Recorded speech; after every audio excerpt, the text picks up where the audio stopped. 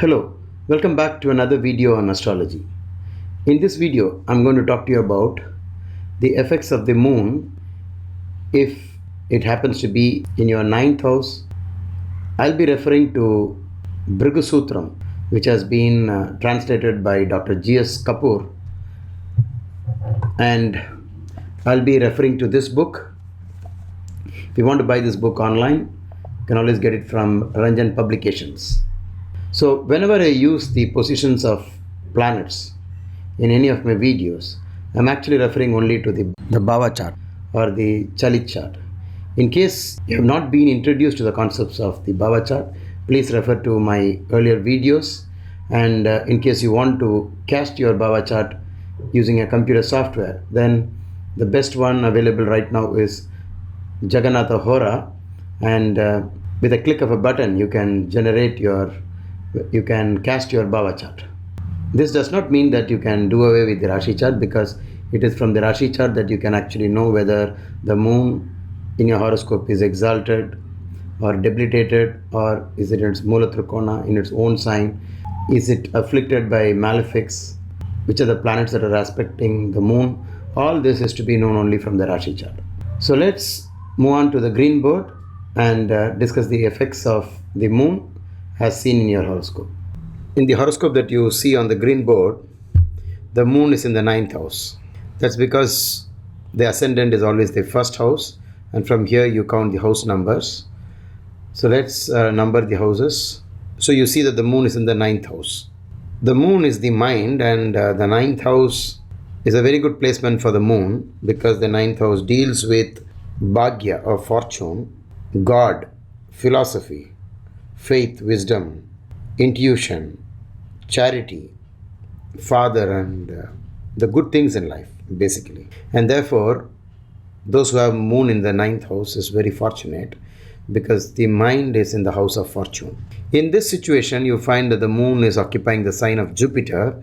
It's very good, because Jupiter also is the Karaka for the ninth house. Because it goes hand in hand with the ninth house matters, because Jupiter is the guide, the guru, and the god, and most of the G words. Now we move on to the next possibility, the ascendant in Rishabha or Taurus, and the moon in the ninth house. So this is a case where the moon is in the sign of Saturn, which is not as good as seen in the previous example. This is another way you could have the moon in the ninth house. Another situation of the moon being in the ninth house, ascendant is Cancer, Karkataka Lagna, and the moon is in the ninth house.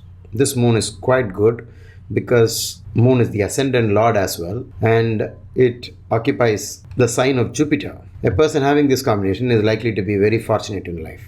This is another combination where the ascendant is Leo, Simha Lagna, and the moon is in the ninth house.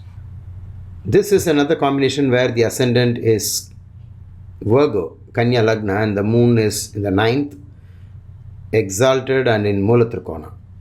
This is a very fortunate combination to have, because the moon is very happy to be here. All the more if the nakshatra of the person, the birth Janma nakshatra of the person, happens to be Rohini nakshatra, in which case this would be an excellent moon. How do you make use of this kind of knowledge? So look at the plus and minus of whatever sage Bhrigu had to tell about the moon being in the ninth house, and reject all the negative statements and use only the positive statements whenever the moon is looking quite positive. For example, in Bhrigu Sutra, sage Bhrigu says Putra-bhagyavan, meaning blessed with children. So a person having this kind of a moon in the ninth house will surely be blessed with children, in spite of having other doshas or blemishes in the horoscope, like a putra dosha elsewhere. Maybe there is a problem in the fifth house, but still this is a very good combination to have. The same rule could be extended to the Saptamsa. For example, if you find the moon in the ninth house in Saptamsa, because the Saptamsa is a divisional chart that is kept aside for children, so this person will be blessed with good children or a number of children. This is another combination where the ascendant is Libra, Tula Lagna, and the moon is in the ninth house.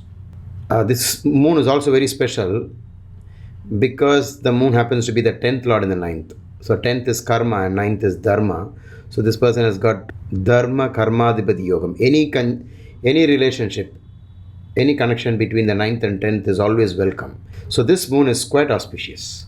This is another combination. The ascendant here is Scorpio, Vrishchika Lagna, and the moon in the 9th is very good because the moon happens to be the 9th lord in the 9th house. A person having this combination is surely a very religious person, does a lot of charity, and often goes to the preferred place of worship. This is another combination where the ascendant is Sagittarius and the Lagna is Dhanur Lagna and the moon is in the 9th house. Though the moon is auspiciously placed, you could also read this as the 8th lord in the 9th house. Not so good, but still you will find some relief because the 9th house has the moon. This is another situation where the ascendant is Capricorn, Makara Lagna, and the moon in the 9th house. In this combination, the ascendant is Aquarius, Kumbha Lagna, and the moon is in the 9th house in the sign of Venus. And since Venus is a natural benefic, the moon is quite happy to be here. This one is the last possibility that we have reached the Pisces ascendant, Meena Lagna, and the moon is in the 9th house. And the moon has a little bit of problem because it is debilitated, but doesn't mean that it is really weak.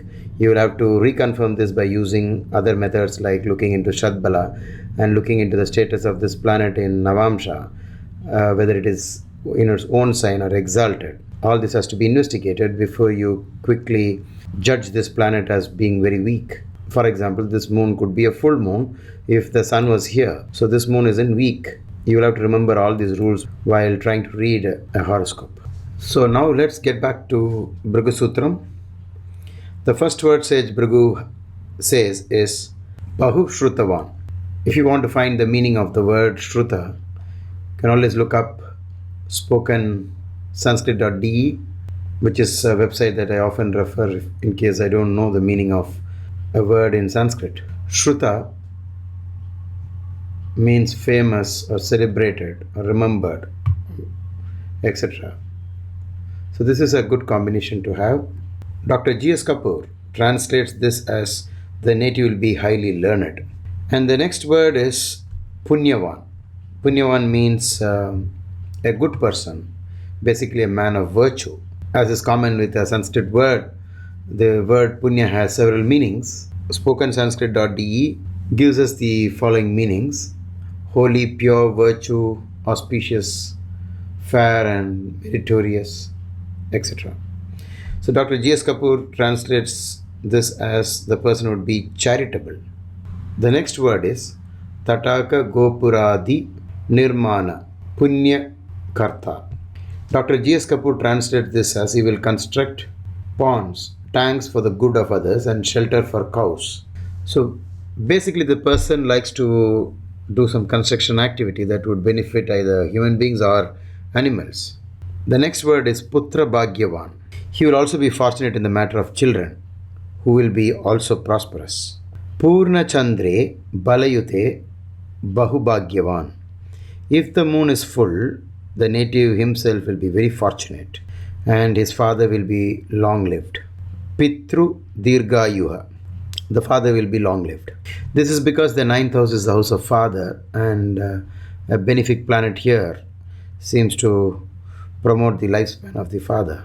Papayute papakshetre bhagyahinaha.